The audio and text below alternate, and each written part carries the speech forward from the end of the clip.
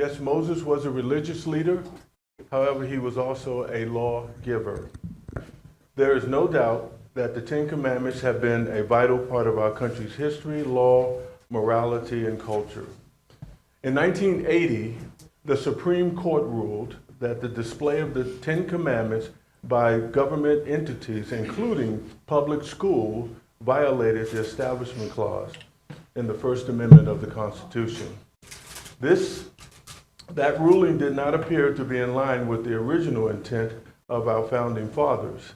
In a more recent ruling, Kennedy versus Bremerton, 2022, the Supreme Court returned to the original ruling and meaning of the Establishment Clause in that case. One of my primary reasons for being here today is to request a future date from you where I can give a fuller presentation of this matter. My hope is to make a full presentation before this board regarding the installment of 10 Commandments in the public school as a historical and cultural document consistent with other historical and cultural documents. Even though the 10 Commandments are part of our Judeo-Christian heritage, there is still a widely misunderstood intention of Thomas Jefferson's separation of church and state assurance to the churches, which still persists to this day. In light of all that, placing the commandments in a public area of the school alongside other historical documents, I believe, will encourage conversation, engagement about this country, our history, and the effects of such things which they've had on our country, culture, and our government. Just recently, Louisiana passed and required the 10 Commandments to be placed in all public schools. And the new Oklahoma top educator, that's the superintendent of schools in Oklahoma, requires that all public schools to teach the 10 Commandments and the Bible in all schools. Much like our national motto, "In God We Trust," these are not things to be feared, but to be understood. And it is what made this nation so unique and worth sacrificing for freedom, democracy, and liberty. So again, I ask you for your consideration in the future to have a few more minutes to give a full presentation of this matter. Thank you very much. Faith Darling, and I'm so thankful to be here. I've decided to run for school board in my district, Rosedale, and on the 200-word statement for your ballot, I put in there that I want to be able to be a part of putting the 10 Commandments back on the walls of all 9 schools in my district. I've been there 28 years and raised all 3 of my children there. And I remember growing up, and my mom would often say, "Wow, they took prayer out of school. What are we going to do? Wow, now they're taking Bibles out of school. What are we going to do?" And then I remember in the late 70s, it's like, wow, now the 10 Commandments are coming off. And then when I moved to Bakersfield in 1980, I was adult, and on we go, here we go. And I just kind of didn't turn back, although I've registered to vote and never stopped voting since. And now I get the invitation that there's a possibility that this can really happen after reading about the other states. And I thought, wow, in our own Kern County, after being here for all these years, and I can be a part of it. And now I can actually be on the board at Rosedale School and say, hey, I was there when it happened, and it's okay if we, put the 10 Commandments back on, because we grew up with that. There's so many people my age grew up and beyond, they remember, and to teach it, and to just let it hang there and be a part of an icon. It is okay, because people came to our country knowing what we stand for. God we trust. We had the 10 Commandments everywhere, a White House everywhere, and all public built, so many public places. And people that came from other countries watched it come down little by little by little, and I don't know how that happened, but all of you here tonight, we have that chance right in our own little Kern County. Actually, it's a big county, but it feels little to me because I go to bigger county, big places. And I've watched it grow. And our children are asking, people are asking, what are the Ten Commandments? And yes, it is part of our history since day one. They put those on the walls in the White House in the very first presidency. And I'm so excited to be a part of all this. And it'll give me the freedom to say, hey, look this is what it says. I'm going to be a part of putting the Ten Commandments back. And I had no idea when I was writing this, that this would be here tonight. And I thank all of you so very much. And I'm looking forward to getting to know all of you. And I feel that I will be voted in my district. So thank you so much. I super appreciate that. Thank you. Board members, it's good to be here with you tonight. I just want to say that I agree with Pastor Angelo, and I hope that in a future meeting you allow him more time to explore the significance, the historical significance of the Ten Commandments. Thank you. Good evening, Supervisor and trustees. Thank you for letting me voice my concerns. I support Dr. Angelo Frazier's efforts for the Ten Commandments, so hopefully we'll see that come about. Many of the parents and grandparents in this room and those watching online continually oppose some trustees who challenge parent notification policies.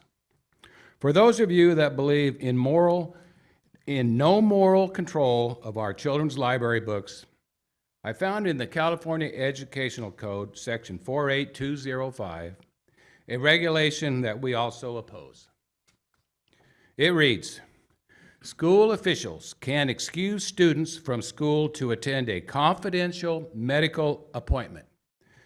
The school cannot require that the student have parent or guardian consent in order to attend the appointment and cannot notify parents or guardians. Confidential appointments are appointments to receive services that minors can obtain on their own consent under state law. I see this type of legislation as government control and overreach. No wonder parents across the entire nation are standing up and opposing these regulations and policies set forth by this leadership. Thank you. I just want to say that I am in agreement with Dr. Angelo on the Ten Commandments. I believe with the chaos that's going on in our schools, also that it's going on in the world, that having the Ten Commandments up where children, teachers, and other adults could read them would be positive, a positive thing for them to see, positive thing for them to read, a positive way for them to live. I mean, look, thou shalt not lie, thou shalt not steal. How about thou shalt not kill? Right now, we just had Georgia happen, where you had a shooter come aboard and had a gun. Centennial High School, the first day of school, someone brought a gun to school.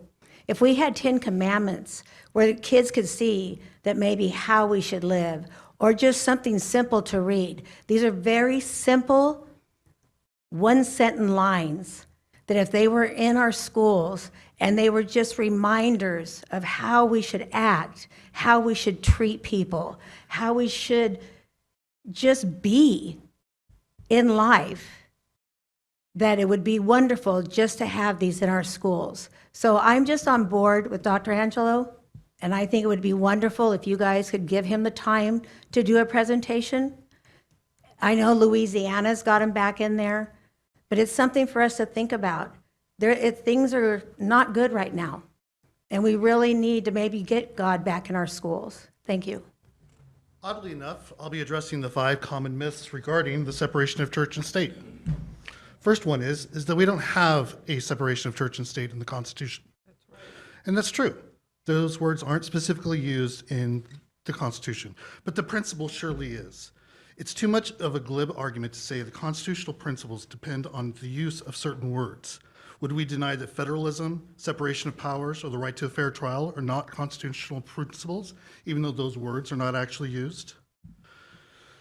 The separation of church and state, or the wall of separation, as Thomas Jefferson put it, is simply a metaphor, shorthand way of expressing the deeper truth that religious liberty is best protected when a church and a state are institutionally separated and neither tries to perform or interfere with the essential mission and work of the other. Myth number 2, we don't need or want a separation of church and state because the United States is a Christian nation.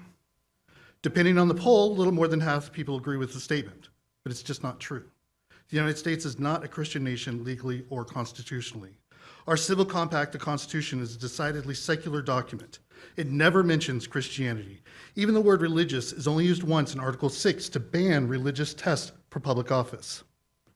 Myth 3. We have the freedom of religion, but not the freedom from religion. This is just simply not true. You cannot have one without the other. If we don't have both, then we have neither. Forced religion is simply a violation of conscience, not a voluntary response to God. Myth 4. The church-state separation only keeps the government from setting up a single national church or showing preference among faith groups. If all of our founders wanted to do was to ban a national church, they didn't do a very good job of it. The early draft of the First Amendment read, quote, "The civil rights of none shall be abridged on the account of religious beliefs or worship, nor shall any national religion be established." This draft was passed over. Our founding fathers had the opportunity to put this in, and they chose not to for a reason. Myth number 5. The separation of church and state has resulted in God being kicked out of public schools and banished from public square. As a Christian, I want you to think about that. To kick God out of anywhere? No. James Dunn said, "God Almighty has a perfect attendance record. It is only state-sponsored religion that has been banned from public schools. Voluntary student religion expression is not only protected, it is not prohibited.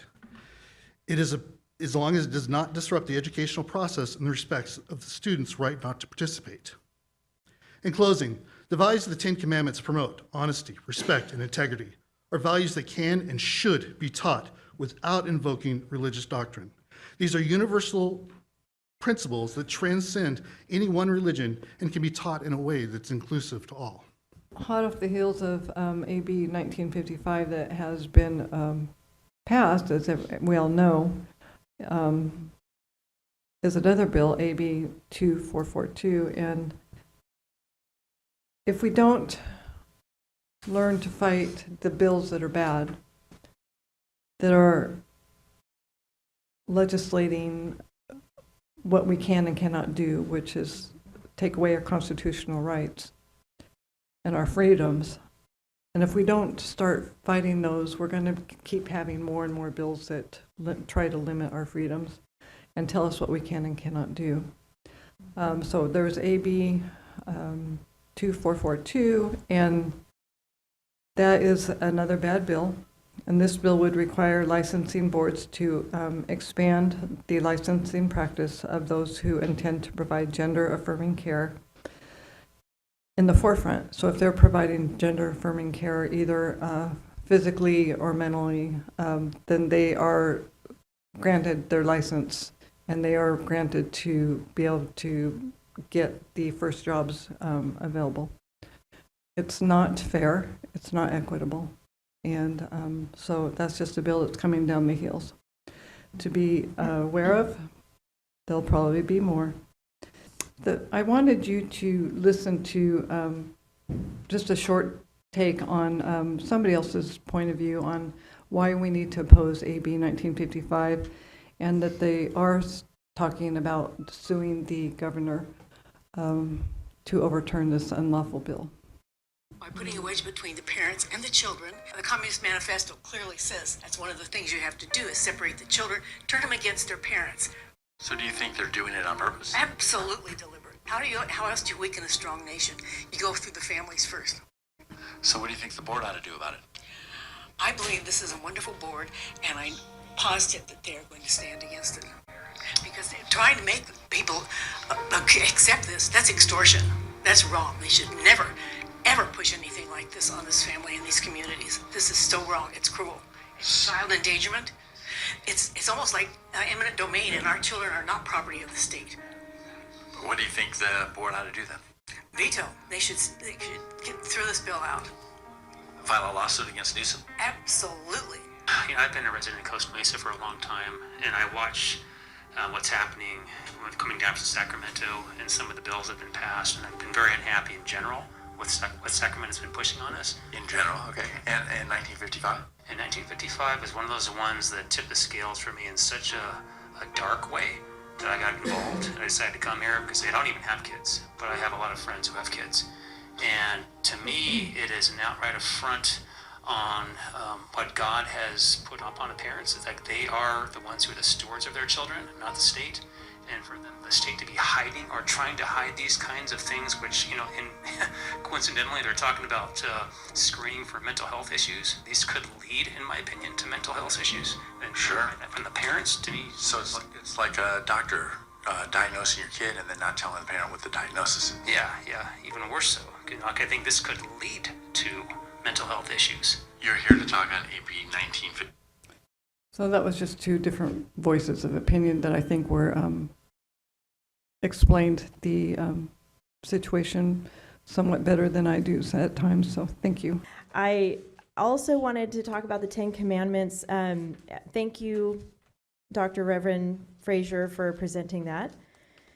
I would like to, in response to his speech, I would like to request putting it on the agenda as an informational item. I would like to hear him out and hear what he has to share, and to give him time to formulate that and to give us time to prepare for that. I'd like to request for December, after the elections, after everything kind of calms down a little bit. Maybe we can do it then and talk about it. It'd be at the pleasure of the board Okay. to have any topics added to the agenda. Just note that the California Education Code 51511, related to any religious matters, properly allows schools to include any type of religious references as purpose of course of study. So 10 Commandments could be discussed in a classroom during a course of study specific to that specific religion.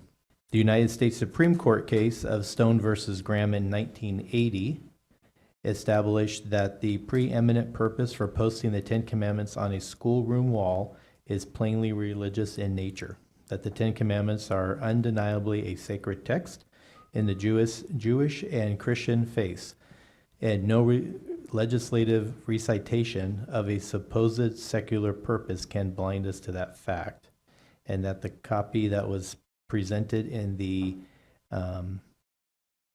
June 13th, 2024 Ed Week article about Louisiana posting it on their walls. In Louisiana, they determined that that could be done. Under California law, it is followed by the California Education Code, which allows only it to be discussed and distributed during a course of study, not posted as everyday classroom use. I totally believe in the 10 Commandments and everything, but at the same time, we also have to recognize that there is California Ed Code in regards to postings in a classroom setting. While I certainly believe in the 10 Commandments, I also, again, understand state law. I'd like to keep it at that. I'd like to focus on the issue at hand, which is education, it's graduation rates, it's getting our students in and through the doors. It's not something to scoff at me for. I am not here to take on huge matters outside of the county. I'm here to support education.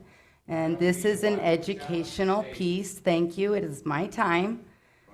Thank you. And so I would like to just keep it as it is. I appreciate that. Thank you. I have a different opinion. I think that is education, and I think that is a part of our history, and I would like to see if we can have a presentation on it and discuss it. So I think I would be all in favor for that, and I don't think it would hurt anything to have a presentation on the education of the 10 Commandments or the possibility of it being in our schools. I understand the law. I also understand that if we're going to post one religion's tenets, that we may want to also consider the other members of our community. We have a large Sikh community. It perhaps would be good for us to post the tenets of the Sikh community as well.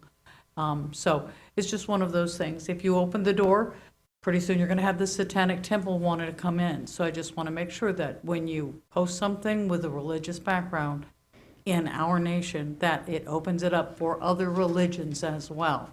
And so I know in many of the states where they have wanted to post certain things, that because there were different religions, specifically the Satanic Temple, that they did not want to allow them to post. Therefore, all of the other religions were also excluded. So I just want to make sure that we're aware of what the law is, and that we have an opportunity to provide our entire community with an opportunity to post the tenets of what they believe. I agree with Ms. Little that it does have to do with education, and whether or not one practices a religion or whatever religion they practice, the commandments can help foster a more disciplined, respectful, and morally conscious environment in schools. This might and could encourage students to have a stronger sense of right and wrong, promote mutual respect, and address issues like bullying, dishonesty, and violence. The Ten Commandments, I believe, are universal values, and therefore there should be no need to force any type of religion on any student. And that's why I agree that the Ten Commandments should come back to schools, even if they're just considered values. And if we're not able to have the Ten Commandments, because obviously state law, I think that we could go as something as small as the quote by St. Augustine. It goes, love and do whatever you want. I believe that if you love your neighbor, if you respect your neighbor, your colleague, you won't bully, you won't be dishonest, and you'll have respect for everyone.